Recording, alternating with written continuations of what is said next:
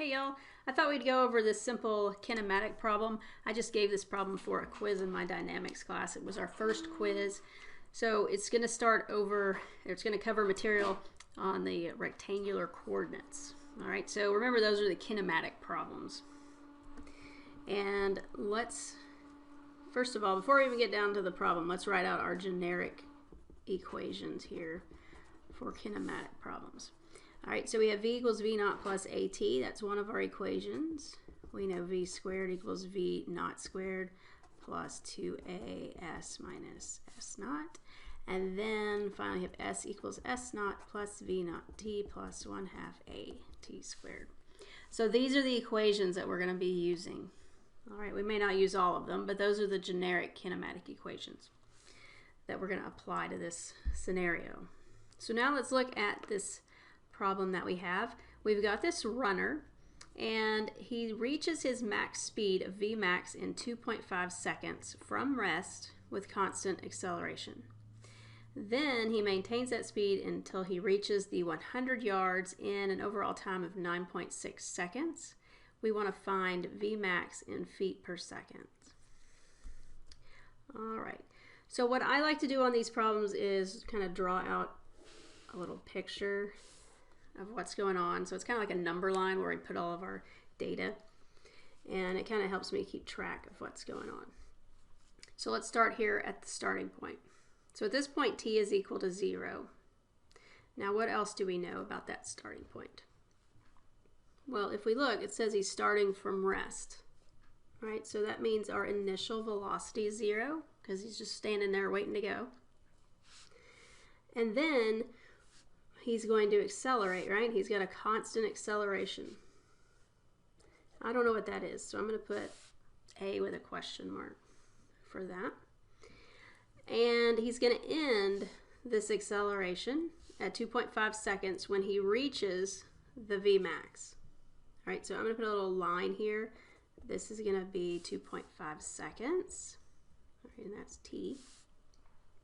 And at this point, we've got this constant acceleration. I also have this t max. I don't know what that is. All right, and then last thing I don't know how far he's traveling, right? How far does it take him to get up to the V max? So let's put an S1. So S1 will be our distance traveled in that first region. Now we have another region of motion that's a little bit different, right? This one has two regions. We have the region where he's accelerating, and then we have the second region. And in this region, it says that he maintains his speed. So that means your V is equal to V max here.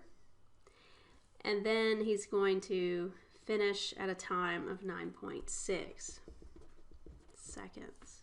All right, so we have that. Now, if he's maintaining this speed, what does that tell us about acceleration? It tells us it's 0, right? Because he's got a constant speed. If you have an acceleration, you're going to have a changing speed. So that means since v is constant, a has to be 0. And since I didn't know S1, I don't know this region over here, right? The displacement here. I don't know what it is. So we can call it S2. Let's put a question mark. All right, now the total displacement, though, we do know. All right, so that is 100 yards, which is equivalent to 300 feet because there's 3 feet per yard. Okay, so now I have all my data points labeled out here. Now I'm going to start with region 1 here.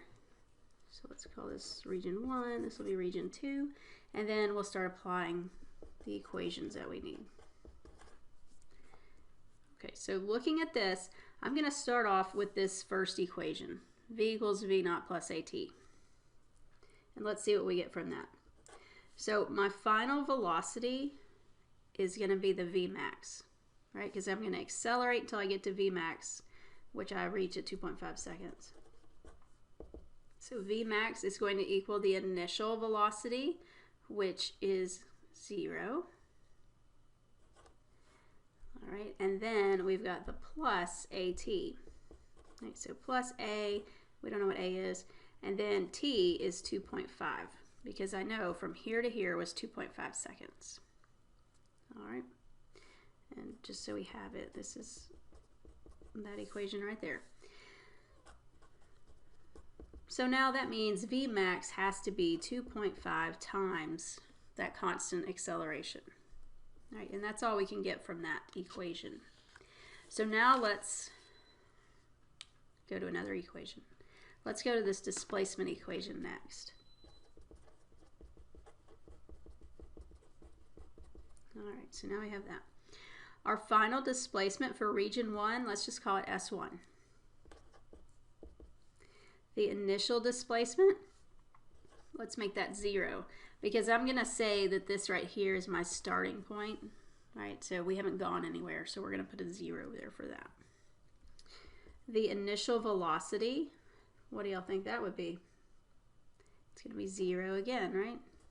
T is 2.5, and then we can have plus 1/2 times a, we still don't know that value, times t squared, where t is 2.5.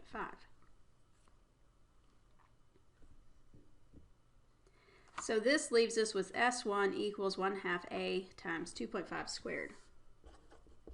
So that means S1, once you calculate that, is 3.125 times a. All right.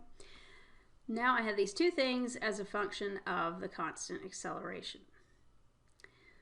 So now what we're going to do, because we can't really do anything else, using this other equation here is not really going to tell us a whole lot.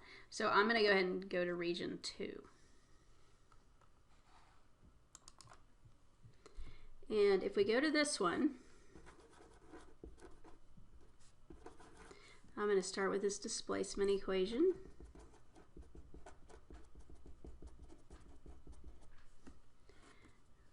And then let's see what this will get us. All right, so S is my final displacement. Now remember, I'm going from this point to this point. All right, I'm not going from all the way to the left, all the way to the right. I'm just going from here to here, okay? So that means our final displacement then, we're gonna measure it from this midpoint. All right, so this point right here. So this will be our new reference point. So I need this final distance right here, okay? Well, that has to be the 300 minus S1, right? So we can write it like that. And then now, like I said, our new reference point is right here. So let's let the initial displacement be 0. And then our initial velocity, what's that going to be? Well, that's going to be Vmax, right? Because Vmax is constant from here to here. So that means once we get to this point, we were already at Vmax. So that's going to be our constant velocity that we have. And then we've got T. I'll plug that value in just a second. And then we're going to have plus the 1/2 a t squared.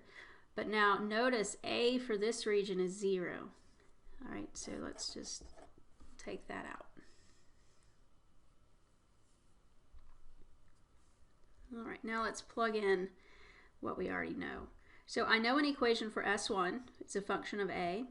I know an equation for Vmax, that's a function of A. And T is this time from here to here. I can calculate that because it's going to be 9.6 minus 2.5. So now if we write this stuff out, we're going to have the 300 minus 3.125a, and then that's going to equal our Vmax, which is 2.5a times T.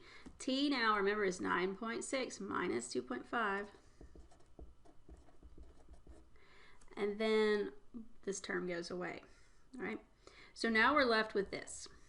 Now we can simplify this, and if we do that, you're going to end up with 300 minus the 3.125a. This right side will be 17.75a. And now look, we have one unknown, right? We have a is our only unknown. So we can find the acceleration a that we had in region 1. So let's go ahead, let's group up the A terms. So move the 3.125 term over to the right. You're going to get 20.875A on the right side. And then we can solve for A, which is 14.37. Units there are feet per second squared. And now that we know this, can we get Vmax? We can, right? We can just plug it into here. All right. So we know Vmax is 2.5A. So that means Vmax will be 2.5 times 14.37, and that's feet per second squared. And once you solve, you're going to get 35.93 feet per second. And the units here, I didn't write it out, but this is going to be in seconds, right? Because 2.5 is in seconds. Okay. So there you go. So that seconds cancels one of these. So you end up with a feet per second. And that is your max velocity that the runner gets at 2.5 seconds. And then he carries that speed till he ends the 100 meters. Or not meters, 100 yards. All right. Okay, hopefully y'all found that one helpful. I will see you guys next time. I hope y'all have a great rest of the day.